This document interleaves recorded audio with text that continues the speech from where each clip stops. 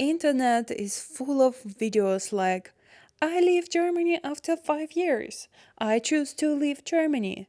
Germany is not for me. And with this video, I most likely will fall into minority and say that after 10 years living in the country, I think it was the best decision in my life so far to move to Germany. Recently, I visited Japan and had a chance to talk to my colleagues there more in personal way, as well as exchanging the thoughts and observation with my colleagues from the US. And I've realized that often was repeating the same phrase. This is so great I live in Germany because we do have it different here. And that became a starting point for me to create this video where I want to share with you why, despite all the bureaucracy, rules and regulation, taxes, I find Germany a sweet spot for life and work. So, if you are planning to move to Germany or finding yourself in a crisis after relocating to Germany, this video is for you. And let's start with the free education that I had the fortunate to take as for granted. I moved to Germany for my master double degree program, and for 3 semesters, I only have paid €60 every 6 months as the student fee and graduated with technical degree basically for free. In the world where parents start saving money once the baby is born, free high school education open for everyone. Sounds like a luxury, isn't it? Another thing is the world-class healthcare. As a person who lives here for decades, I won't hide it that there are a lot of disappointments there. But what I can say that I, as well as my employer, pay a decent amount of money every single month to my medical insurance that is mandatory in Germany. I'm young and I have relatively healthy lifestyle, so not much medical treatments is needed in my case.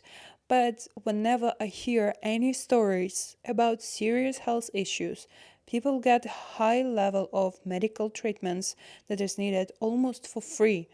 People who combat cancer or other chronic illnesses or having the operations pay only for the hospital fixed price, and the rest is taken over by the medical insurance. As well as when the medication are prescribed. The patient pays fixed €5 fee for medication that may cost €600 or even more. People get anti-allergies bed sheets, insoles, psychotherapy, physiotherapy, rehab treatments, even medical massage for free. So it looks like a good setup for healthy life, isn't it? Another reason for growing career and family here is the generous parental leave. Employers cannot fire or demote an employee while they are on leave. Their jobs are protected during this time, with the basic parental allowance replaces at least 65% of your previous income for 12 or even up to 24 months. In total, parents can take up to 3 years of parental leave, but there is a twist. I have to admit, this works well for relatively poor income families.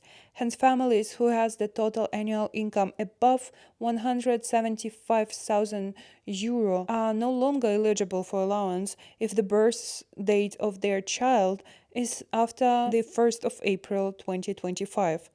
This means families with joint taxable income exceeding this amount of money will no longer qualify for Elterngeld.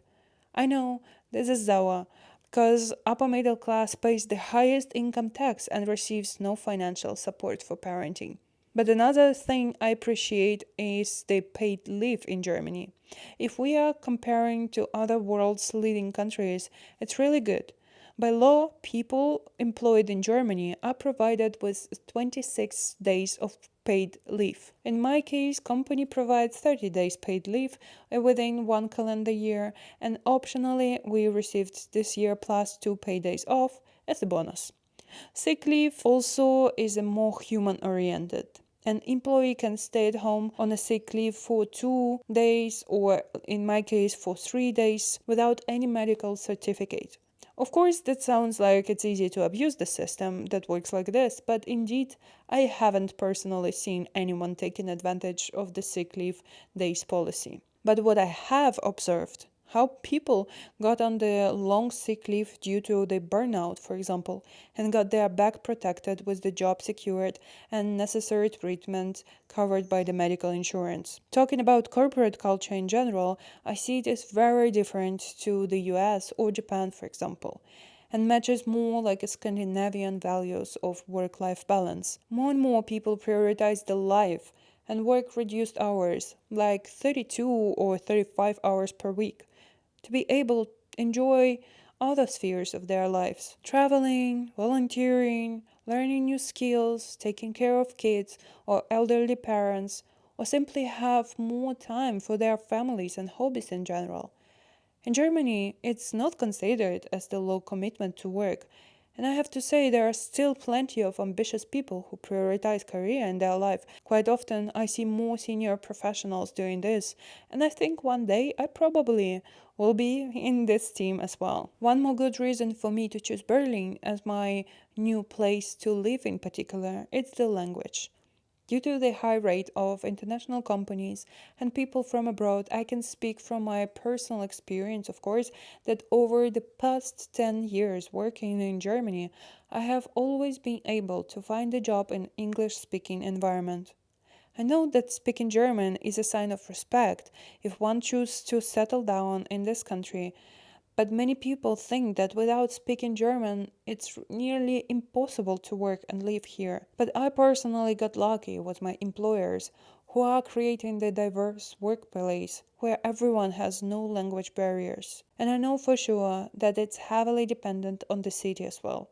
Living in Berlin, I'm able to speak English in my daily life and live fully, but smaller cities might have less flexibility from the language perspective. I know that the biggest struggle for all the expats in Germany is to integrate culturally and find friends who are on the same vibe. And I can say that it's not an easy task for sure.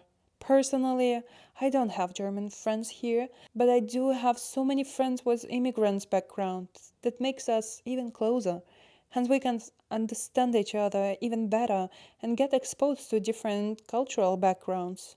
And one more thing about Germany.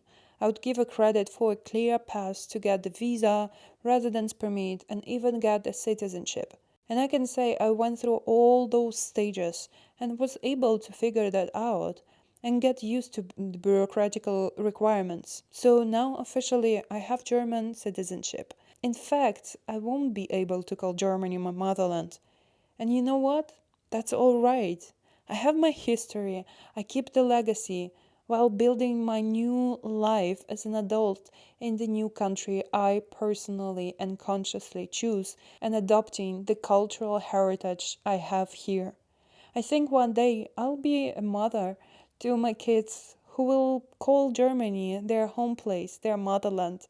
But I appreciate my immigrant history because that's my way that made me stronger and made me who I am today. Was that sad? Feel free to share what do you think about Germany and let's see each other in my other episodes that are already available on my channel. Take care. See you. Bye bye.